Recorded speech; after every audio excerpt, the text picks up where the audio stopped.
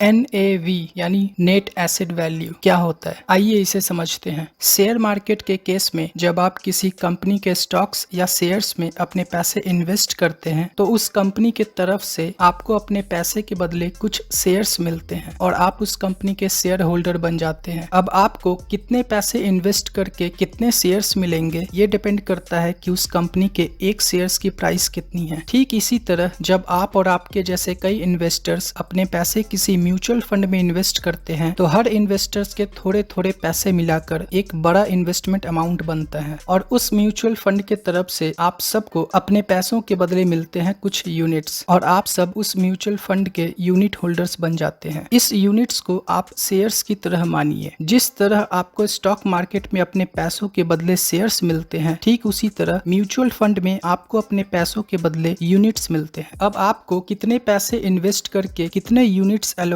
होंगे ये पता चलता है NAV से, यानी कि उस फंड का नेट एसेट वैल्यू से। NAV किसी भी म्यूचुअल फंड या यूलिप के एक यूनिट का प्राइस होता है और आप हमेशा NAV के प्राइस पर ही किसी म्यूचुअल फंड को खरीदते या बेचते हैं। मान लीजिए आपने टोटल 1000 रुपए इन्वेस्ट किए हैं किसी म्यूचुअल फंड में और उस वक्त एक यूनिट का प्राइस था 10 रुपए, तो आपको टोटल यूनिट्स एलोकेट होगा 1000 divided by 10 is equal to 100 units, यानी 1000 रुपए इन्वेस्ट करने पर आपको उस फंड के 100 यूनिट्स एलोकेट होगा। अब देखते हैं कि NAV कैलकुलेट कैसे होता है। इकट्ठा किया गया सारा इन्वेस्टमेंट अमाउंट का वैल्यू हम मान लेते हैं 50 करोड़ रुपए है। ये 50 करोड़ रुपए सीधा जाएगा उस फंड हाउस के पास और वो इस फंड को मल्टीपल यूनिट्स में ब्रेक कर देंगे। मान लीजिए इस फंड ओनर ने इसके 2 करोड़ यूनिट्स लॉन्च कर दिए तो ये 50 करोड़ का अमाउंट टोटल 2 करोड़ यूनिट्स या शेयर्स में डिवाइड हो जाएगा और आप इसके मल्टीपल यूनिट्स या शेयर्स खरीद सकेंगे। अब किसी फंड के कितने यूनिट्स लॉन्च करने हैं ये डिसाइड करते हैं ये फंड हाउस के ओनर। अब हर एक फंड हाउस में एक फंड मैनेजर होता है जो हमारे पैसों को अलग अलग सेक्टर में इन्वेस्ट करेगा और उससे जो रिटर्न्स मिलेगा उसको अपने सभी इन्वेस्टर्स में डिस्ट्रीब्यूट कर देगा। मान लीजिए ये फंड मैनेजर इस 50 करोड़ रुपए में से कुछ पैसे इन्वेस्ट करेगा स्टॉक्स में, कुछ पैसे इन्वेस्ट करेगा बॉन्ड्स में, कुछ करेगा प्रॉपर्टीज में और कुछ पैसे शायद कैश के फॉर्म में ही रख लेगा और इस इन्वेस्टमेंट अमाउंट से कुछ profit as a returns generate होगा। अब अगर इस रिटर्न्स को टोटल इन्वेस्टमेंट अमाउंट के साथ जोड़ते हैं तो जो वैल्यू निकल कर आएगा उसे हम कहते हैं उस फंड का एसेट। हमने टोटल इन्वेस्टमेंट अमाउंट को माना था 50 करोड़ रुपए। मान लेते हैं कि इसके इन्वेस्टमेंट से जो रिटर्न्स आया है वो है 5 करोड़ रुपए, तो इस केस में एसेट होगा 55 करोड़ रुपए। जाहिर सी बात है इस फंड मैनेजर का एक ऑफिस भी होगा और उस ऑफिस में काम करने के लिए कुछ एम्प्लॉयज भी होंगे। इसी तरह किसी ऑफिस को चलाने के लिए और उस फंड को मैनेज करने के लिए कुछ खर्चे भी होंगे, जैसे fund management expenses, admin expenses, office expenses और भी बहुत कुछ। एक फंड हाउस को चलाने के लिए जितना भी खर्च होता है अगर हम उन सभी को जोड़ते हैं तो जो अमाउंट निकल कर आएगा उसे हम कहते हैं लायबिलिटीज, यानी कि टोटल खर्चा। अब मान लेते हैं कि इस म्यूचुअल फंड को चलाने के लिए एक साल में टोटल खर्च आता है 1 करोड़ रुपए। अगर हम एक दिन का खर्च निकालें तो 1 करोड़ को 365 से डिवाइड करेंगे तो रिजल्ट आएगा 27,397 रुपए, यानी कि इस फंड हाउस को चलाने के लिए एक दिन का खर्च होता है 27,397 रुपए। अब NAV को कैलकुलेट करने का एक सिंपल सा फॉर्मूला होता है asset minus liabilities divided by total number of units. थोड़ी देर पहले हमने टोटल यूनिट्स माना था 2 करोड़, एसेट निकाला था 55 करोड़ रुपए और लायबिलिटीज आया था 27,397.26 रुपए। इन सब को हम इस फॉर्मूला पर पुट करते हैं तो NAV आएगा 27.5 रुपए, यानी कि इस म्यूचुअल फंड के एक यूनिट का प्राइस होगा 27.5 रुपए। अब हम देखते हैं कि किसी म्यूचुअल फंड में इन्वेस्ट करने से पहले NAV कैसे मदद कर सकता है। आपके सामने 2 अलग अलग फंड के NAV ग्राफ है, जिसमें से एक म्यूचुअल फंड का NAV है 10 रुपए 42 पैसा और दूसरे म्यूचुअल फंड का NAV है 180 रुपए 55 पैसा। आपको क्या लगता है कौन सा फंड हमें सबसे ज्यादा रिटर्न्स ला कर देगा, 10 रुपए वाला या 180 रुपए वाला?